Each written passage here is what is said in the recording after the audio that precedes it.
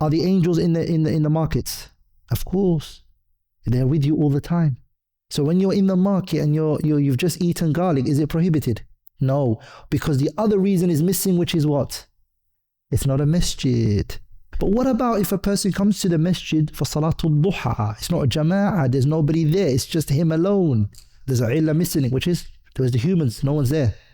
It's lazim for the two reasons to be there at the same time. Also, what falls under this is any other bad smell. Like people who smoke cigarettes, they smell bad. When somebody's body odor and etc. All of these things. But passing wind, does that fall under it as well? No. That doesn't stick with you and it doesn't remain with you. So it's actually permissible in the masjid if there's a need and a person really needs to pass wind. It doesn't encompass the prohibition. The person can do it. When the person is in the masjid, they should stay in the best form, which is to stay in a state of purity, be reciting Qur'an. You shouldn't be doing that. But if you did do it, it's not like garlic. لأن garlic stays with you. It remains with you. وَصَدَقَ وَبَرَّ وَلِسَدِّسْ إِذَا ذُكِّرَ الْعُلَمَاءُ فَمَالُكُ لِلنَّجْمِ. When the scholars are mentioned, and Imam Malik is the star.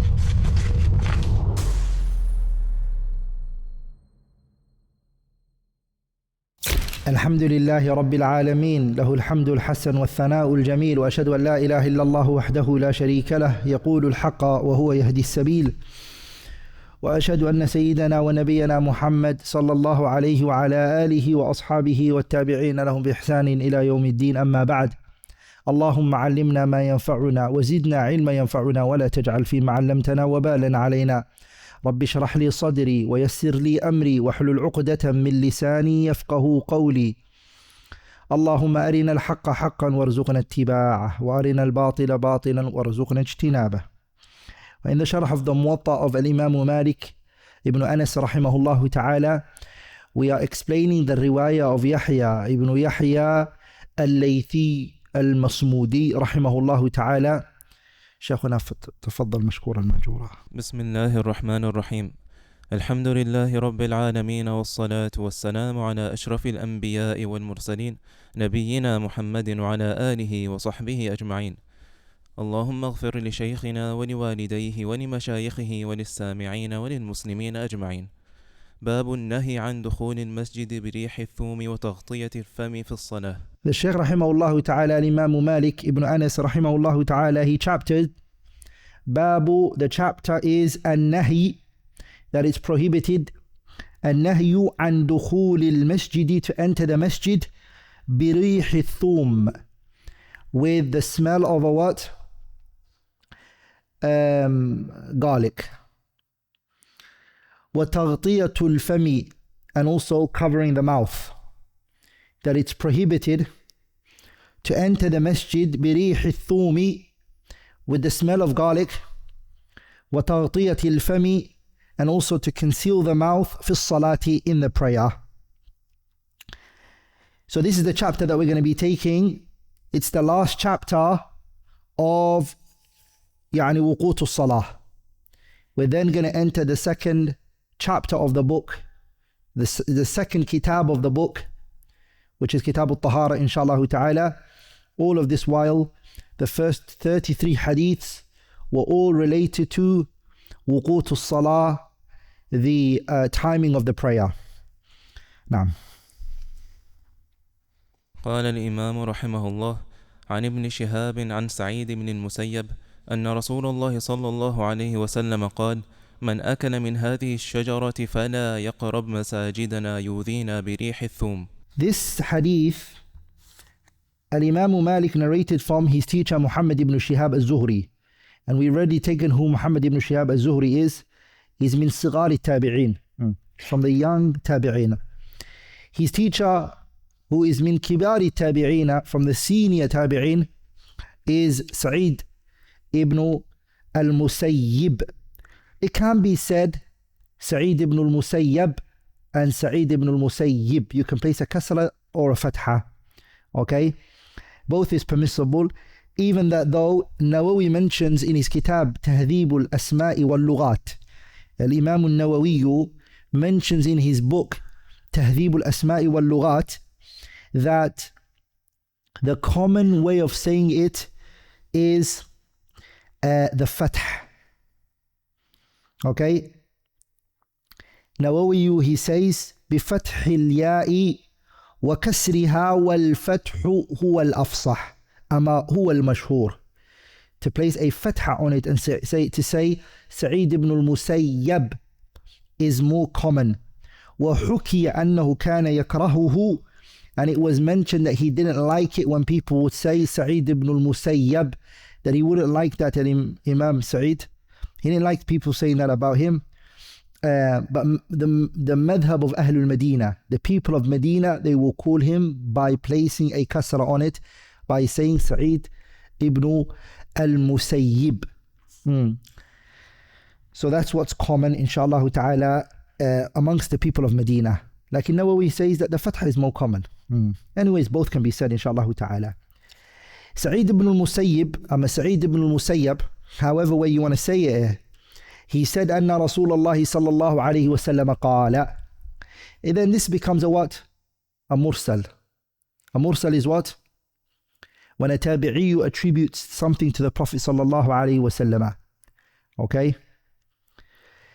If you look at all of the riwayat of the Muwatta, all of them it's narrated mursalan. All of them.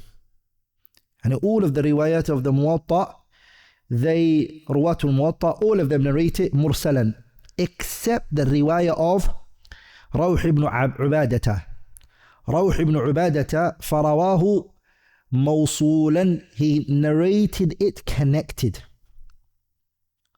And he placed in between Sa'id ibn al-Musayyab and the Prophet sallallahu alayhi wasallam, and that's why it's mursal, right? Then Sa'id is attributing it to the Prophet. The riwayah of Rawh ibn Ubadah mentions Abu Huraira is the person missing from it.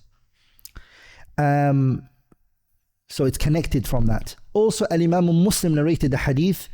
Al-Imam Muslim narrated this hadith, and he narrated it min tariqi Ma'mar ibn Rashid. Ma'mar ibn Rashid is from the great scholars of Yemen, and he narrated it from his tariqah, and also Ibn Majah narrated it min tariqi Ibrahim ibn Sa'ad. Muslim narrated it min tariqi Ma'mar ibn Rashid, and Ibn Majah narrated it min tariqi Ibrahim ibn Sa'ad. Also, when we say min tariq, we mean here not Sa'id al-Musayyab. Instead of Sa'id al-Musayyab, Ma'mar ibn Rashid, Muslim narrated it. Ibn Majah narrated it min tariqi Ibrahim ibn Sa'ad. Also, he did narrate it, Muslim, rahimahullah, min tariqi Yunus. All of them narrate from Muhammad ibn Shihab al-Zuhri, who narrates from Sa'id ibn al-Musayyab, who narrates from Abu Huraira, who narrates from the Prophet sallallahu alayhi wa sallam. And then this means that it's what?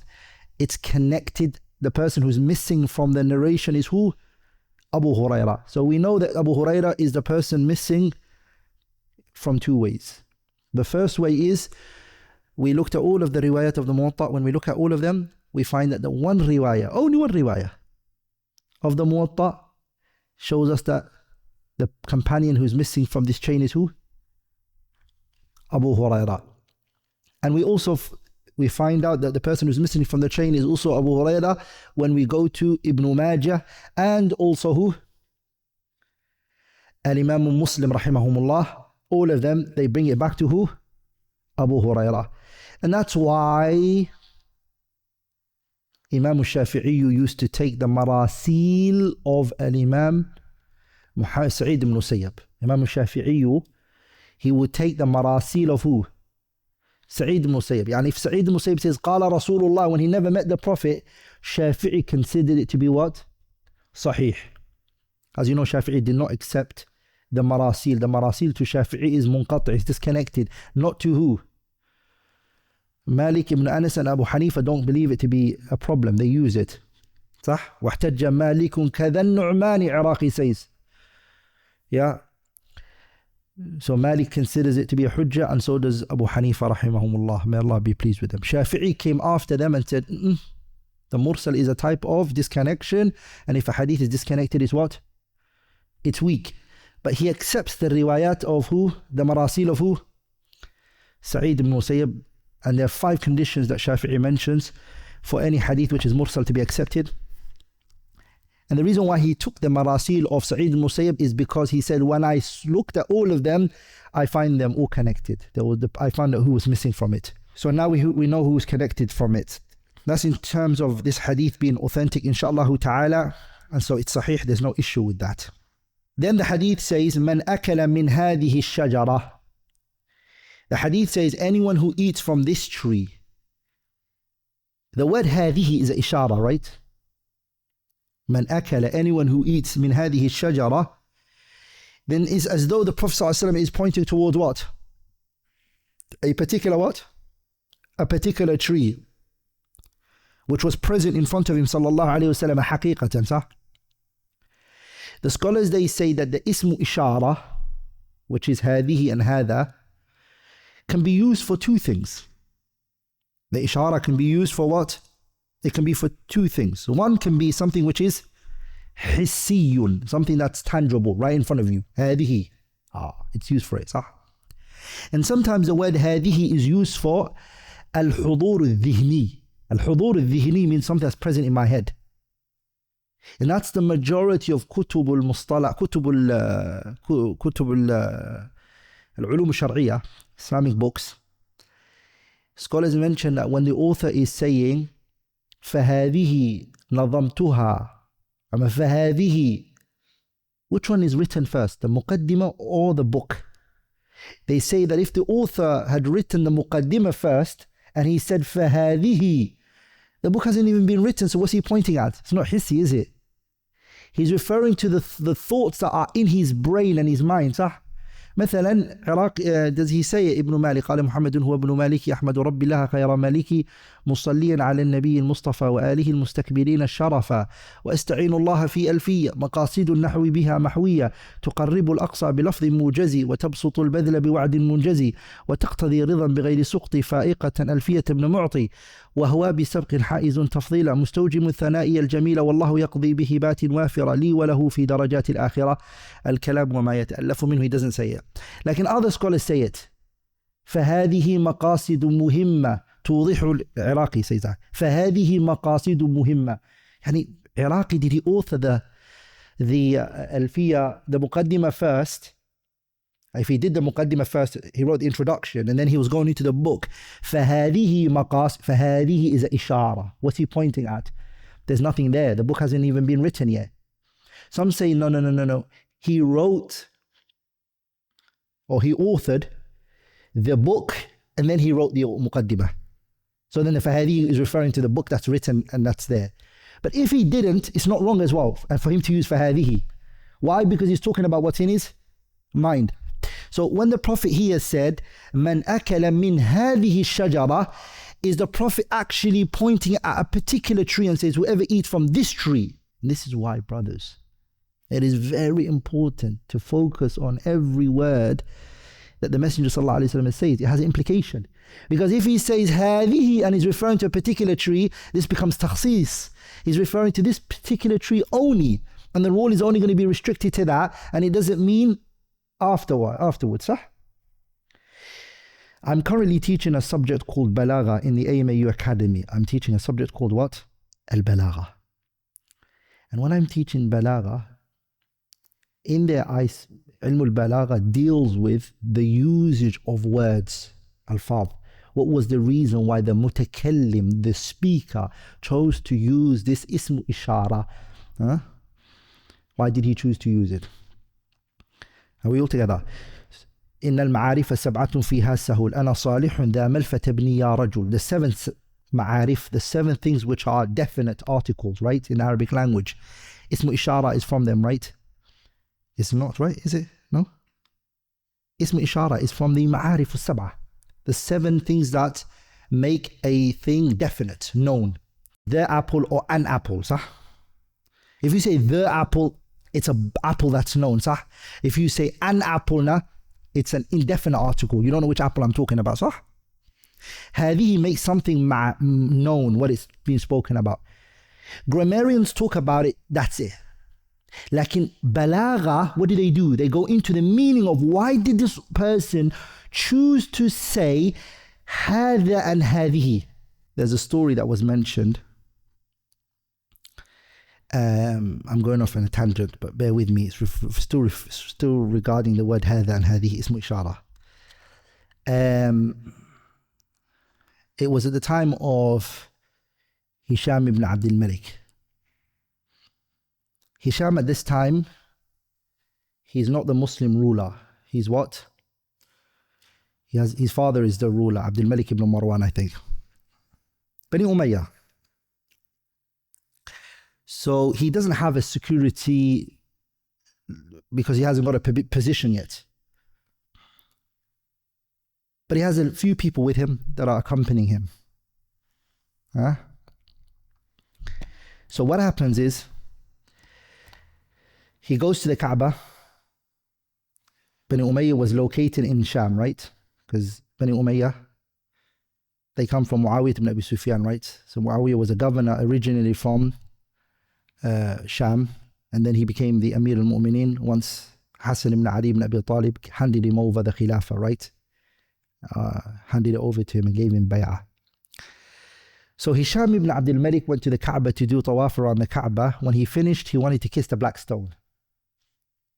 Who wanted to kiss the black stone? Hisham ibn Abdul Malik.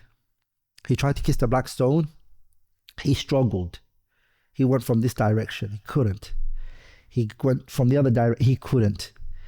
Every turn and part he tried to go and touch the black stone, he was unable to do so. Then he gave up.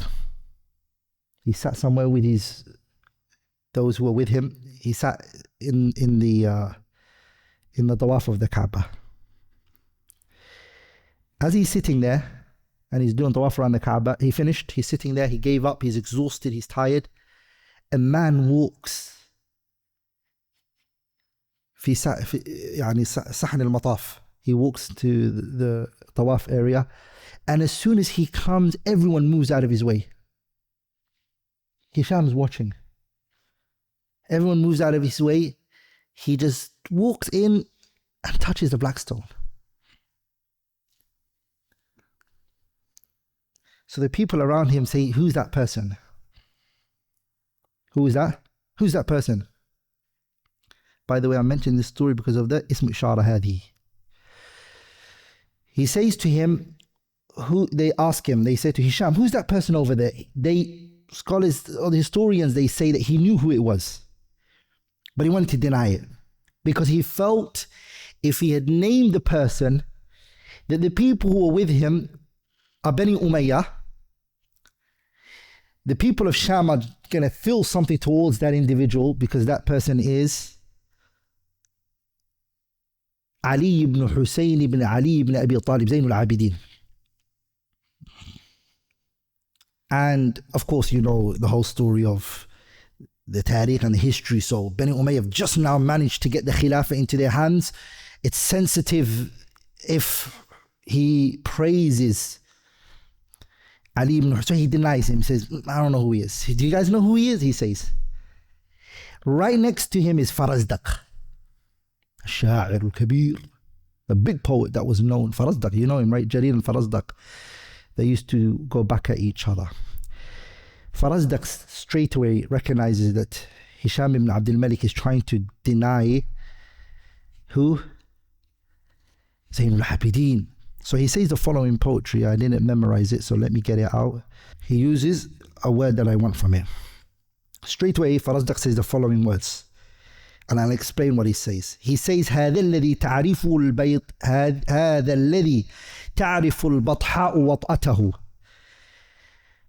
والبيت يعرفه والحل والحرم هذا ابن خير عباد الله كلهم هذا التقي النقي الطاهر العلم هذا ابن فاطمة إن كنت جاهله بجده أنبياء الله قد ختموا وليس قولك من هذا بضائره العرب تعرف من أنكرت والعجم ما قال لا قط إلا في تشهده لولا التشهد كانت لاءه نعم. Pay attention to what he says. He said هذا الذي هذا. He's actually not pointing towards Ali ibn Hussein ibn Ali ibn Abi Talib. He's not pointing towards him. He uses the word هذا min bab al-ta'zeem, placing him in high. That is a usage in the poetry that Farazdaq intends. He's pointing towards him by raising his station. So he's saying to him, هذا الذي تعرفه تعرف البطحاء. Batha is Mecca. This man, Mecca knows him. Wat'atahu, his movements, when he stands somewhere, when he moves, the people of Mecca know him. وَالْبَيْتُ يَعْرِفُ وَالْحِلُّ وَالْحَرَمُ. This Mecca and outside Mecca, he's known who he is. هَذَا ابْنُ خَيْرِ عِبَادِ اللَّهِ كُلِّهِمِ. He is the son of the greatest man to have ever walked on this earth, which is true, because a person can be named the child of his great-grandfather, no problem. The Prophet did that. Did he not say, أَنَا ابْنُ عَبْدِ الْمُطَّلِبِ? He's not the son of Abdul Muttalib. He's the son of who? Abdullah. He said, أَنَا ابْنُ عَبْدِ الْمُطَّلِبِ لَا كَذِبْ. He said, أَنَا النَّبِيُّ لَا كَذِبْ أَنَا ابْنُ عَبْدِ الْمُطَّلِبِ. صح? So you can name a person after his grandfather. So here, what did he say? He said this man, هَذَا ابْنُ خَيْرِ عِبَادِ اللَّهِ كُلِّهِمِ. He is what? He is the son of the greatest man to have ever walked on this earth. هَذَا التَّقِيُّ النَّقِيُّ الطَّاهِرُ الْعَلَمُ. He is taqi, pious. Naqi, clean, purified. He is a alam. Alam in the Arabic language is a mountain. When you're walking and you come to a city, you can see a mountain. A mountain can't be hidden from anybody. Then Ali ibn Hussein is a alam, he's a mountain. Everyone knows him. Everyone can see him. Then he said, هَذَا ابْنُ فَاطِمَةٍ. هذا ابن فاطمة. This is the son of Fatima binti Rasulillah sallallahu alayhi wasallam. إن كنت جاهله. If you're ignorant of him, then get to know he is the son of who? Fatima binti Rasulillah. بجده, his grandfather. أنبياء الله قد ختموا. All of the prophets, he's the seal of all prophets, his grandfather. This man who's just walking in front of you, whose space was given to. Then he said to him, وليس قولك هذا بطائره. This statement that you're saying, who is he? It's not going to harm him. It's not what? It's not going to harm this man. العرب تعرف من أنكرته والعجم. The Arabs and the non-Arabs all know him alike. The man that you are trying to reject and pretend like you don't know him, Hisham. Then he said something very profound, and poetry, wallahi, is sihr. He said, and then now he goes into who?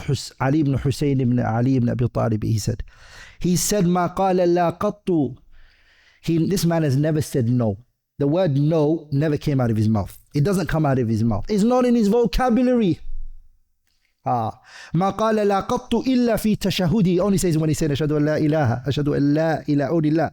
That's the only time you hear the word la from him. لولا التشهد, if tashahud didn't exist now, what would it be? كانت لاؤه نعم.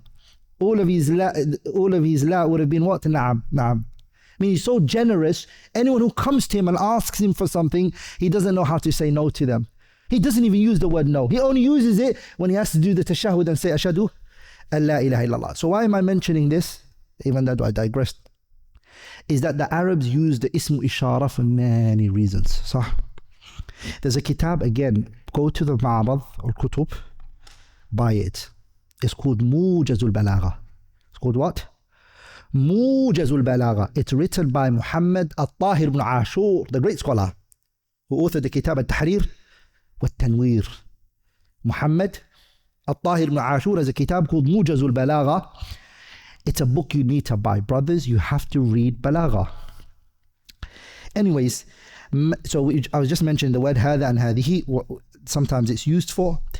I should have brought my notes in order to give you more explanation of it, but no problem. من أكل من هذه الشجرة. Then the strongest opinion is that the Prophet here is not referring to a particular tree that he's pointing out. What is he talking about, sallallahu alayhi wa sallam?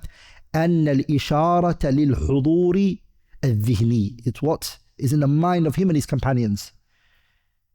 صح؟ إن هذا القرآن يهدي للتي هي أقوم. إن هذا القرآن, صح?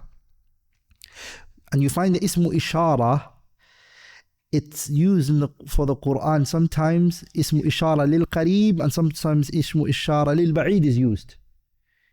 Because هذا is used for Qareeb, صح? ذلك is used for what? Ba'id. Allah uses for both. But when he uses it for هذا, it has a meaning. And when it uses ذلك, it has another meaning. Alif Lam Mim, ذلك الكتاب. And in Surah Isra, what do you say? Inna hadha al-Qur'ana. Hadha al-Qur'ana. So Allah uses both. What's the reason why He uses both? Balagha. Does that make sense? So here, inshallah ta'ala, what we say is, it's al-ishara lil-huduri al-dhihni wa laysa al-ayni. That's not what it's referred to here, inshallah ta'ala. There's another issue here, which is, man akala min hadhihi ash-shajara. The Prophet used the word ash-shajara. And we know the garlic is not a shajara, it's not a tree. So how does the scholars, what do the scholars say about this? They say majaz. This is figurative speech. It doesn't mean literally a tree. لأن الشجر ما له ساق. A shajar is whatever has a stem. صح? It has to have a stem. ما له ساق. وما لا ساق له, and whatever doesn't have a saq, which is a stem, they call it najmun. They call it what? Najmun. They call it najmun. ولذلك عبد الله بن عباس والنجم والشجر يسجدان. والنجم والشجر يسجدان. Two different things. لأن الواو لا تدل على الترتيب. The waw doesn't show sequence. Does it show sequence, the waw? No, it doesn't. But what the waw does show is al-mughayara. What does it show? Al-mughayara. I mean, these two things are different. Like if somebody says to you, الَّذِينَ يَحْمِلُونَ الْعَرْشَ وَمَنْ حَوْلَهُ, what do you say? They're two different angels. الَّذِينَ يَحْمِلُونَ الْعَرْشَ, the ones who are carrying the throne, وَمَنْ حَوْلَهُ, and those that are around it, they're not the same angels. How do we know that? But just the waw shows us it. It shows that these two things are mughayara. Like in the waw doesn't show sequence and order. Later we're going to see it, inshaAllah ta'ala. When we come to the chapter of al-tahara, we'll take it more there, inshaAllah ta'ala. So, man akala min hadhihi shajara, the shajara, why did the Prophet here use it for the thum, which is the garlic, and the garlic is not a tree. So it grows, it's a little thing that grows on the ground. So they say this is majaz, this is figurative. Some of the scholars, they said, no, بينهما عموم وخصوص من وجه أما بينهما عموم وخصوص وجهي. Means إذا اجتمعا افترقا وإذا افترقا اجتمعا. What does that mean? It's like the name Al-Islam wal-Iman. Al-Islam wal-Iman, they have two different meanings when they are mentioned in the same context. Whereas one's mentioned and the other one isn't mentioned, they encompass each other. حديث جبريل بينما نحن جلوس عند رسول الله صلى الله عليه وسلم ذات يوم اطلع علينا رجل شديد بياض الثياب. The famous hadith. What did Jibreel say? قال فأخبرني عن الإسلام. قال الإسلام أن تشهد أن لا إله إلا أنت. Told him what Islam is. Then the Sahabas, they said فعجبنا له يسأله ويصدقه. قال فأخبرني عن الإيمان. And then he told him what Iman was. And he said الإيمان أن تؤمن بالله وملائكته وكتبه إلى آخر الحديث.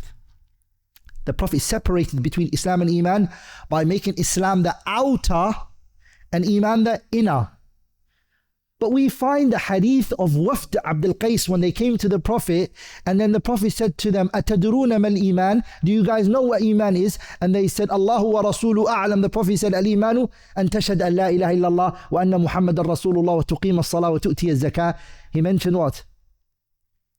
Islam. So this is the benefit that we take from it, which is Islam and Iman can take each other when only one of them is mentioned. But if they're both mentioned in the same context, you have to straight away understand that Islam here is referring to the outer and Iman is referring to the inner. One of the great scholars that has spoken about this issue deeply and really, mashallah, is a great scholar by the name of Muhammad Nasr al-Marwazi. Muhammad Nasr al-Marwazi has a kitab called Ta'zimu Qadr al-Salah. Very beautiful book.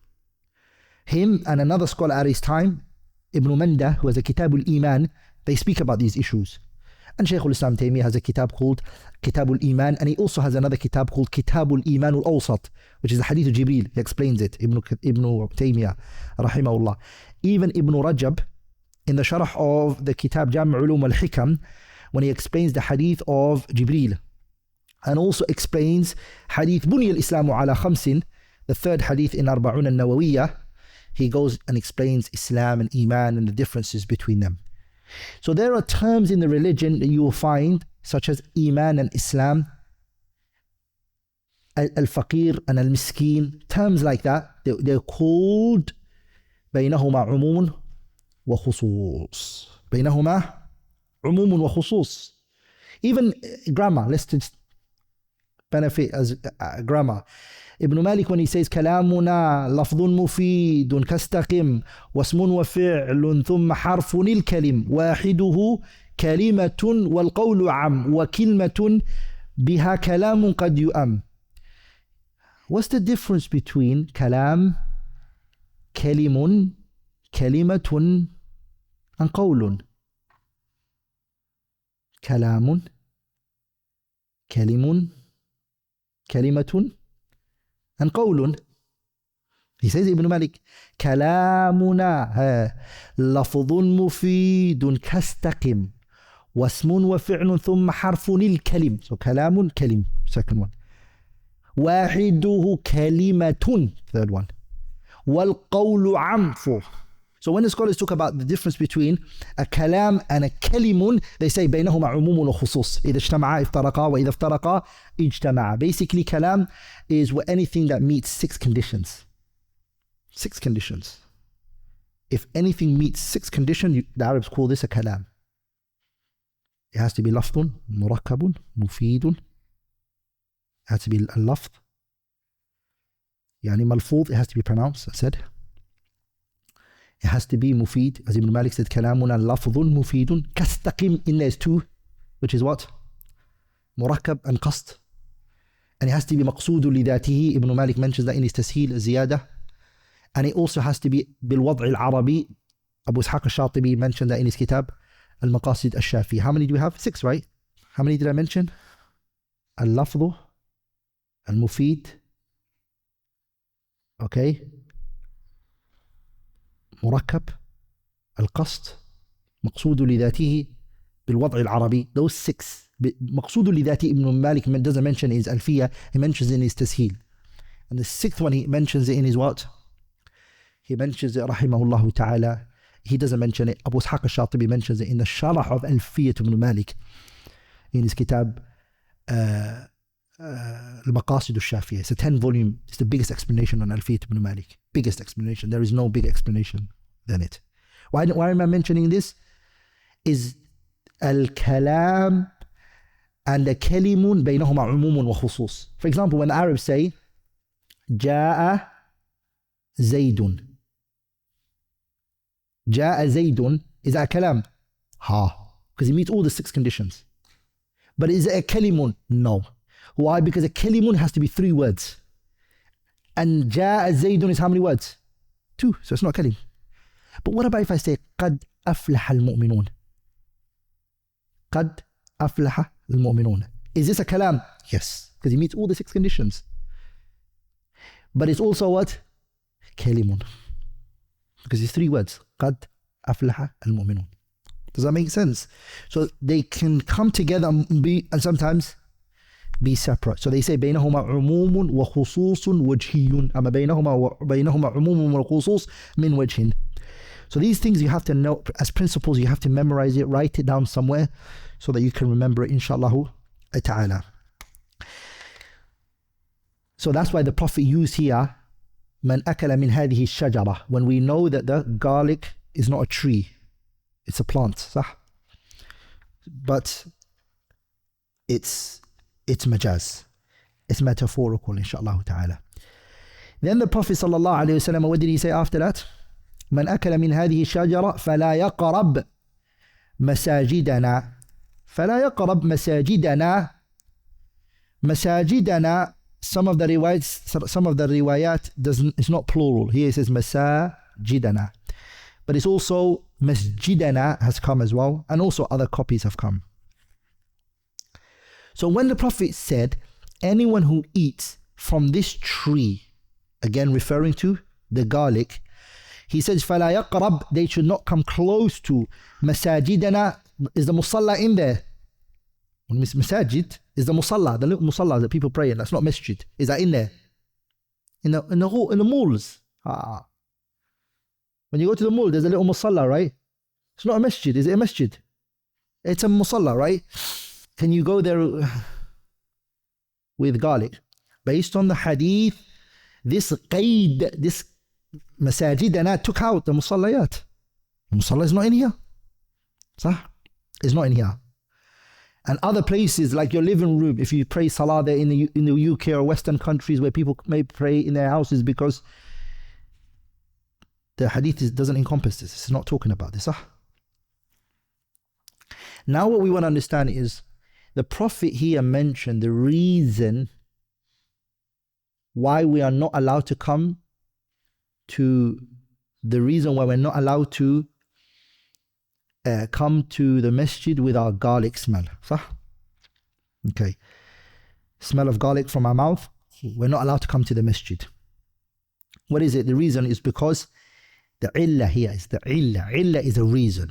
And it's important when you're studying a hadith, when you're studying a mas'ala fiqhiyya, to identify the reason. Because if you learn the reason, that reason can be applied for other things. Because if we understand the reason, then it could be body odor as well. Somebody smells bad.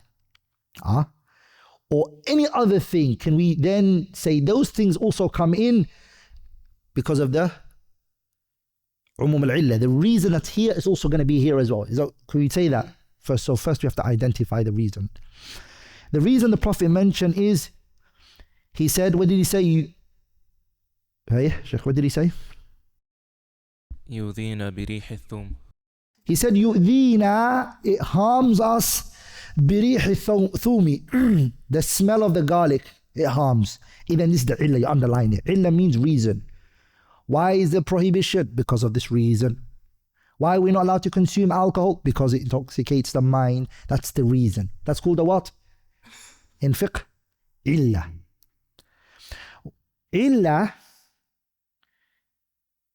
Illah, which is reasons, when the scholars look at it, they divide it into two. Illah, which is mansusa, meaning stated by the Prophet sallallahu alaihi wasallam, Allah, he mentions it. Is a illah which is mansusa. It's already there. You don't need to find out and look into it. The scholar doesn't need to do ijtihad. The illah is already stated. Alcohol, the reason why it's prohibited, the Prophet already told us the reason. What did he tell us the reason is? Ma askara iskar. Iskar is the illah. You don't need to go out of your way and scratch your head and say, what is the reason? But there are some things which the Prophet ﷺ placed a ruling on. And the illah is not there, it's not stated. And so this is the second type of illah. It's called illah which is mustanbata. Illah which is mustanbata, meaning the scholars have to go out of their way and try to extract the reason of why this ruling is there. And I give you one example. The Prophet sallallahu alaihi wasallam, he said in the hadith, الذهب بالذهب والفضة بالفضة والشعير بالشعير والبر بالبر والتمر بالتمر. What did he say? What did the Prophet say? He said, مثلا بمثل يدا بيد. The Prophet here mentioned a few things. He stated a few things that if we buy, like gold, الذهب بالذهب, gold for gold, والفضة بالفضة, silver for silver, والشعير بالشعير, شعير is barley. If you buy barley, barley. والبر بالبر means wheat. And والتمر بالتمر, date for date. The Prophet, he said what? مثلا بمثل, they have to be the same, and it has to be يدا بيد. So if somebody has gold, old gold, you have old gold, and it's kind of become rusty, or maybe your wife has a gold, it's the old design, she wants to go to a wedding, it's the old design, she wants to buy the new design, or she's worn this so many times, people have already seen it, she just doesn't want to wear it anymore to the weddings, everyone's going to think she has the same gold, you know, brothers. Now she wants to go and she wants to sell that gold to get the new gold. There's two conditions required here. When she takes it to the shop and she says to the guy, can I have that old gold? Sorry, the new gold. I have the old design, but I want the new design that's come out. The gold that she's going to give to him and the gold that he's going to give to her have to be the same. Yani weight, measurement. And it has to be instant. So there has to be a tasawi wa taqabud. It has to be instant and it has to be the same. And of course, the guy's not going to sell it to you for the same, of course. Yours is the old version. He's got the new version. He's not going to sell it to you. So how does this issue get resolved? It's simple. She sells her gold, gets the money for it, adds extra money to it, and then buys the new gold. The Prophet already dealt with this issue a long time ago. Sah? When Bilal brought him the dates, and the Prophet ﷺ said, what? Is the dates always this? Is it this always premium? This nice, Bilal? He said, Ya Rasulullah, do you know what I did? He said, what did you do? I took 2 kilograms of old dates and I got 1 kg of new dates for it. And then the Prophet said, Oh, هذا عين الربا. That is riba, the Prophet, he said.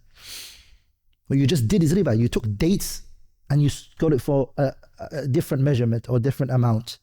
I will tell the brothers, there's something I want from this. If I have gold and I want silver for it, the amount doesn't have to be the same. It just has to be instant. Do you understand? Because silver and gold are 2 different qualities. So, but there has to be instant. Do you understand? So the scholars use that to say, for example, if you want dirhams for dirhams, so you got 500 dirhams and you need change, and the guy goes to you, yeah, I'll give you change, but I'm going to give you 490 dirhams for change. I'm taking 10. I'm going to make profit from it. This is called riba, right? So it's riba. But what about gold? What about dollars? If you say 500 dirhams, I want dollar for it. It can be different amounts because they're like gold and silver, but they have to be instant. Does that make sense? They have to be instant. I'm trying to go back to the issue of illah. I don't know why today I'm digressing so much, but please bear with me. Ulama now differed. Why did the Prophet mention الذهب بالذهب والفضة بالفضة والشعير بالشعير والبر بالبر والتمر بالتمر? Why did he mention all of these? Why did he select these ones? The fuqaha are trying to extract the illah, the reason why. Why these ones? Because once they identify the reason for these, they will look if there's other things that could be added in there, sah? And this is where the scholars differed. Shafi'iyya, they said, the reason why the gold was selected is because of al-thamaniyya.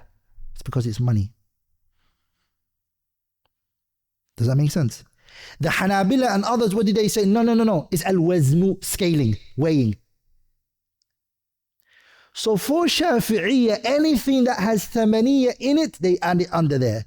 The Hanabila, what are they going to, anything that's weighed, what are they going to put? The same as gold and silver, they're going to deal with it. Does that make sense? Why? Because the illah for them that they extracted of why the Prophet chose these ones is because they said these are things that are weighed and scaled. Shafi'iyya said, no, it's not about weighing or scaling here.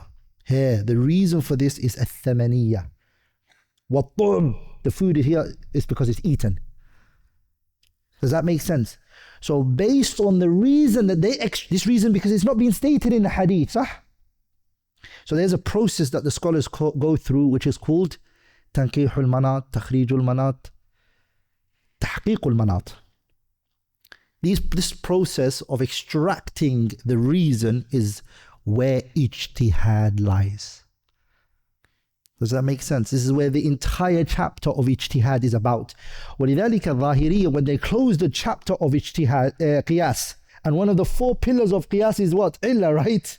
That's why the scholars, they said that the Zahiriyya are not mujtahideen, and if they're not mujtahideen, khilafuhum la yu'tabar. Their khilaf is not taken into consideration, and their consensus is also not taken into consideration. لأنهم ليسوا من أهل الاجتهاد, because they're not from, do you get it? They're not from the people of al-ijtihad. So this hadith, we don't need to research what the reason for why the Prophet said, don't come close to the masjid. He's already stated it to us. What did he tell us it was? He told us it's because it harms. The harming is for 2 people. This is still the first reason. It harms the people who are there. And another hadith mentions to us, it also harms who? The angels. The Prophet said, sallallahu alayhi wa sallam, فَإِنَّ الْمَلَائِكَ تَتَأَذَّى مِمَّا تَتَأَذَّى مِنْهُ بَنُو Adam.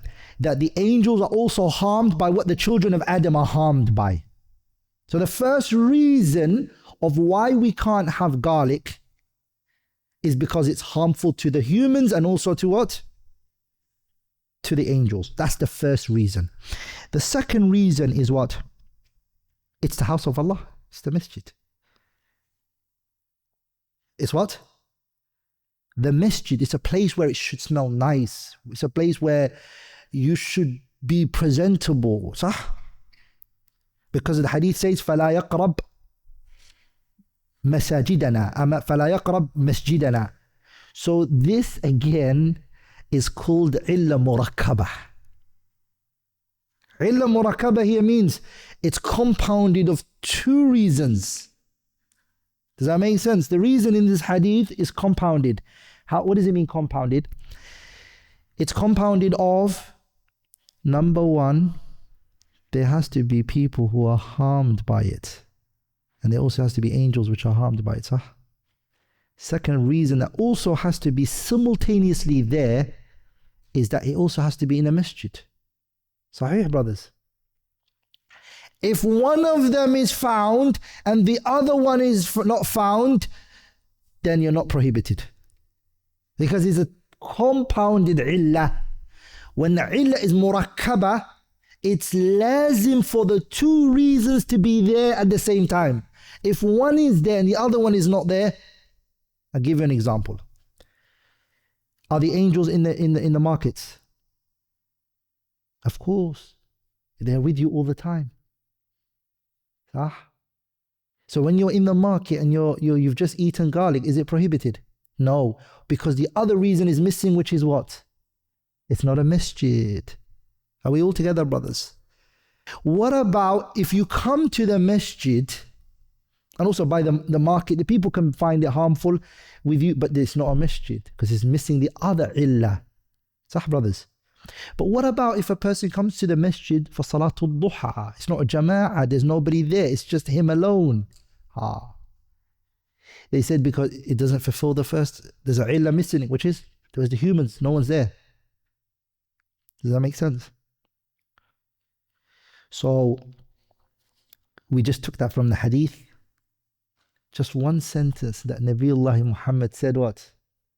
In the hadith, من أكل من هذه الشجرة, anyone who eats from this tree, فلا يقرب مسجدنا, they should not come close to our masjid here, because يؤذينا بريح الثوم. What did it show us? Nearly half an hour we were just taking. That's why the Prophet was given eloquency. And that brings us to another issue, my brothers and sisters, which is, it's not easy to just say, I have a hadith, and you're rejecting the hadith. It's about all of this layers of understanding that's in it. Layers. Because right now, the Zahiriyya, they believe what? That you can't have the garlic regardless. You can't have it regardless. But what did they not take into consideration? That the illah is what? Murakkaba. That's compounded. Actually, there's another argument that was put forward, that eating garlic in general is prohibited. Haram, la yajuz. Goes against the view of the majority, but there's a view which says that even consuming garlic and having it is not permissible. Why? Because the Prophet, he said, Man akala min hatayni shajaratayni al-khabithataini. Anyone who eats from these two filthy trees, and the Qur'an says, وَيُحَرِّمُ عَلَيْكُمُ الْخَبَائِثِ, he prohibits from you, Nabi Muhammad, what? وَيُحَرِّمُ عَلَيْهِمُ الْخَبَائِثِ, he makes prohibited for you what? Al-Khaba'ith. And the Prophet just referred to the tree which the garlic and the basal come from. What did he refer to it as? What? Khabith. Man akala min hatayni shajaratayni al-khabithatayni. And the ayah says, وَيُحَرِّمُ عَلَيْهِمُ الْخَبَائِثِ. They said, if you put these together, eating garlic is what? It's haram, right? You see, brothers, how deep our scholars look at things, bring ayah and a hadith to ponder and look at it. But the Jumhur al-Ulama, they say, listen, that is called what? Istinbat. What you guys did is istinbat. You brought one verse to bring another ayah and a hadith. That's sound and it's very good and it's a very nice way of doing it. But we have a kalam from the Prophet himself, which is sarihun sahih. In Sahih Muslim, the Prophet ﷺ was asked about eating, alayhi salatu wasalam, eating from the garlic and the basal. They said to him, aharamun huwa, and the Prophet, he said, la. Does that make sense? So that was based on the understanding, and we have a clear statement in this regard. Which one do we put forward? The clear statement of the Prophet sallallahu alaihi wasallam. Then the qawl of the jumhur of the ulama is that it's not haram, it's allowed to be eaten. I now have a question I want to put forward. Then eating garlic, and this is homework, eating the garlic and basal, onion and things like that, are you allowed to come to the masjid? If you've eaten garlic and if you've eaten onion, are you allowed to come to the masjid? The hadith says no, you're not allowed to, right? You're prohibited from coming to the masjid, صح? But if the jama'ah is wajib, how can something which is mubah to consume originally, because garlic and onion are what? They're mubah, are they not? How is it possible that something which is mubah, because you can consume garlic and onion, it's mubah, it's like drinking water, all of that is mubah, you're allowed to. How is it that something which is permissible is preventing something which is wajib? Because if we've pushed the view last time that the jama'ah is wajib, and we said that وَارْكَعُوا مَعَ الرَّاكِعِينَ shows obligation, and the famous statements of the Sahabas where they said that no one would ever stay from the jama'ah إِلَّا رَجُلٌ مُنَافِقٌ مَعْلُومٌ النِّفَاقِ, except a hypocrite whose hypocrisy was known out of necessity. Doesn't this not bring an ishkal here? That something which is mubah is actually a reason for a person not to go to and do wajib. So, does that make sense? So this issue I want you guys to research and find out, and inshallah ta'ala next lesson we can discuss it bi'idhnillah al-kareem. Also, what falls under this is any other bad smell. So it's not just restricted to garlic and it's not just restricted to the garlic and the basal, the garlic and the onion, but it's also any other thing, like people who smoke cigarettes, they smell bad. And when somebody's body odor and etc., all of these things, okay?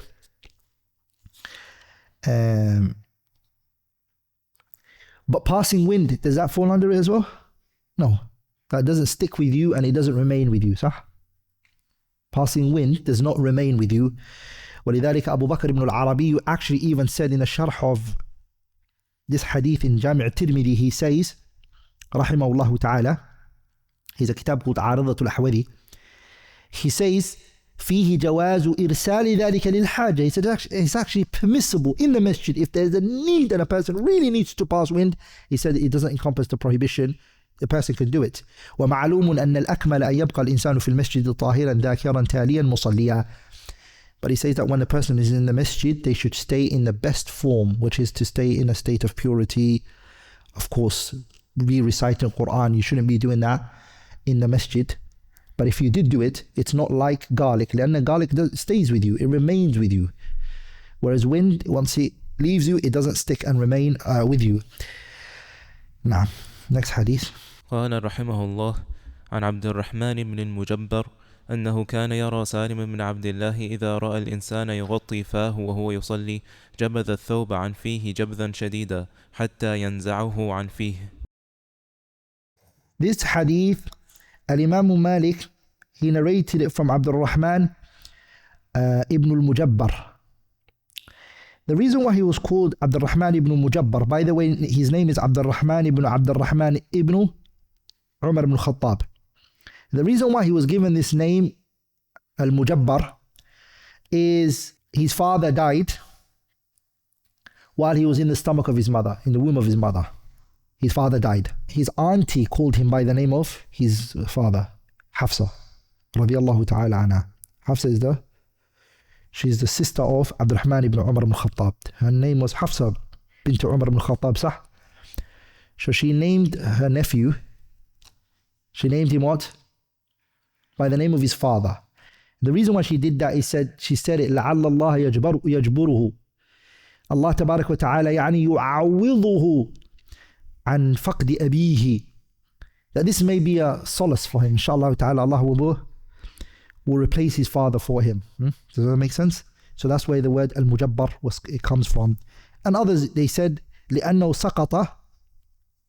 Some said that no, he fell down and he broke part of his body, and then they put a jabr on it, a cast. They put a cast on his hand. That's where the word comes from. Scholars, they said different things. So Abdulrahman ibn al-Mujabbar, he said, أنه كان يرى سالم ibn Abdullah. He used to see Salim ibn Abdullah, who's a tabi'iyun, Jalil, and we mentioned Salim is one of the fuqaha sab'a, right? One of the 7 jurists of the city of Medina. إذا رأى الإنسان, if Salim ever saw a person who's in the middle of the prayer, يغطي فاه وهو يصلي, covers his mouth while he's praying, جبذ الثوب عن فيه, he'll grab the garment and pull it out of his mouth, Salim. جبذا شديدا, he'll pull it hard, حتى ينزع من فيه. The word as a benefit here, جبذ, جبذ, can also be said as جذاب. جبذ and جذاب. See, it can be said both ways. By the way, it's financially too expensive and it's too big for me to buy it. So I look at it when I go to the book fair and I go buy it and I say, oh wow, I think it's 150 volumes. Have you guys heard of it? The big mu'jam that came out, the big dictionary that the Shariqa produced. I think 500 men were working on it. Have you guys heard of it? Huh? Go there, just look at it. It's the biggest dictionary that we have so far now. So I think 150 volumes. It's going to take 2 of my living rooms. But alhamdulillah, they have this online version of it. So I can just use it online. And it's beautiful. Wallahi, it's something else. Allahumma barik. It gives you the word, the meaning, the poetry to support it. Okay, from the poets that said it. It gives you the hadith that supports it, that the words in. He gives you if it's in the Qur'an, if it's the statement of a companion, all the sources. It's a big mashru' haqiqatan, a big job that was done for it. And I looked at the word just before I came, just to see if they put it in there and just to check. So they brought the same hadith of Salim ibn Abdullah in there as well. I was amazed that they get it from the Muwatta, they get it from the Masjid, all the books, just to find the word and what it means. This word, Al-Fayruz Abadi rahimahullah ta'ala, who has a dictionary, is called Al-Qamus Al-Muhita. It's a dictionary. He mentions that this word jadaba can also be said jabada. Lughatan, it's 2 lugha. And this is not maqlub, as some might think, that the word went back and forth and some. It's not. And there are people who said that this, it's not the right way of saying it, that this is maqlub, like Al-Jawhari and others. They say it's maqlub. Fayruz Abadi argues, he says, بأن هذا وهم منهم. He says this is a mistake on their behalf, and he argues against it. So it can be said both ways. Jadaba and jabada. It can be said both ways. What Salim did here right now is that he saw a person praying salah and he covered his mouth and he went and he physically pulled it off his face. This is called inkaru bil yad. The hadith we know, من رأى منكم منكرا فليغيره بيده فإن لم يستطع فبلسانه فإن لم يستطع فبقلبه وذلك أضعف الإيمان. If you see a munkar, by the way, some people think munkar always means a sin. They think that munkar means that person is sinning when they're doing that. Somebody might do something and not be sinning, but it's a wrong thing. مثلا, if you see someone eating in Ramadan وهو ناسيا, he's forgotten. Yeah? Someone in the month of Ramadan is eating, the action he's doing, he's not sinning for doing it because he's forgotten. Does that make sense? So people think that you can only stop the person if they're doing something wrong, Does that make sense? That's not right. It's if this thing is munkar in and within itself, بغض النظر of what the person is going to get from it. Does that make sense? So if you see someone eating in the month of Ramadan, you stop them and you don't say, let him finish his food, Allah is feeding him. We don't say that. What do we say? You may have forgotten, but you may have forgotten, but it's Ramadan today, so you're drinking. I think you've forgotten. The person should stop drinking or eating. You should tell them. Some people think that don't tell him, Allah is feeding him, Allah is taking care of him. Hey, look at you, what are you doing to him? Let him eat. If you do that, then you're watching somebody do something which is munkar, even though the person is not sinning. So the munkar is what is done, not what the person is getting. Does that make sense? Of course, he's not going to be sinning for doing it because he's forgotten it. So Salim here, he's stopping this man physically. He's using the highest level of what? Prohibition, which is munkar. He's saying, مَنْ رَأَ مِنْكُمْ مُنْكَرٍ فَلْيُغَيِّرْهُ بِيَدِهِ. So he's stopping with his hand. And they say this is the strongest form of teaching. Why did he do that? Why did he go to that highest level when he could have just spoken to the person? Yani, why did he physically try to do it? The scholars give reasons. Okay? The reason is because, number one, this is going to damage the person's prayer. Remember, the nose is what's needed to be done sujood from. So when the person covers his mouth, he's not only going to cover his mouth, he's going to also cover his what? His nose. So some of the scholars, they said the nose was also covered with it. And so he didn't want that to happen. That you're going to prostrate and the nose is going to be covered. That's one qawl that scholars mention. The second view that the scholars mention is, it doesn't necessarily mean that he covered his nose. No, it could just be the mouth. But the Arabs understood from this thing, which is at-talathum is called, right? At-talathum. At-talathum is when a person covers his mouth, right? The Arabs used to do that out of arrogance. It was a form of arrogance. Covering your mouth was a form of arrogance. And Salim became upset because the position a person should be in the salah is al-khushu'. And this goes against what? Al-khushu'. Allah subhanahu wa ta'ala, he says, قَدْ أَفْلَحَ الْمُؤْمِنُونَ الَّذِينَ هُمْ فِي صَلَاتِهِمْ خَاشِعُونَ. It goes against the khushu' that's required in the prayer. So that's why he wanted to prohibit this evil. Third is because, and this is the reason why Imam Malik even brought this hadith in this chaptering, is because that's why Malik brought this hadith. For this reason, is the third reason of why Salim moved it out of his mouth, is because the man was covering his nose with his mouth because of the smell of the people that are around him. Does that make sense? The smell. He didn't like the smell of those who were around him. So Malik rahimahullah ta'ala here is trying to say, you can't come with bad odor coming from your mouth, like basal and garlic that you've consumed. Someone might say then, but we can have it, and these people, why don't they cover their mouth? Malik brought this hadith for you. Does that make sense? If I come with garlic and basal, why don't they just cover their mouth and then we can pray and I can eat what I like? Malik is bringing you this, that it's not allowed. Does that make sense? What about the ruling of at-talathum kharij as-salah, covering your mouth outside the prayer? Some other scholars, they said it's disliked. And the reason why they say that is because لِمَا يَجُرُّ هَذَا الْفِعْلِ مِنَ النُّفْرَةِ. When somebody sees somebody's covering their mouth, people kind of walk away from you. It creates bad thoughts of you. It even might scare the people. But if there's a need for it, like for example, it's very cold, okay, the wind, or you're scared of COVID-19, and things like that, then it's permissible for you to cover your mouth. And this issue was important when COVID came and people were using face masks, right?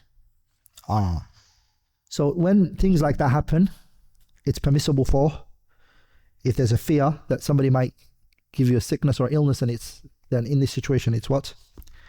It's permissible, inshaAllah ta'ala. We'll stop here, inshaAllah ta'ala. Next lesson, we can start from Kitab al-Tahara. Bi'idhnillahi. Next week, inshaAllah ta'ala, we can take from Kitab al-Tahara. Anything that I've said that was wrong or incorrect is from me and shaitan, and Allah and His Messenger are both free from it. سبحانك اللهم وبحمدك أشهد أن لا إله إلا أنت أستغفرك وأتوب إليك.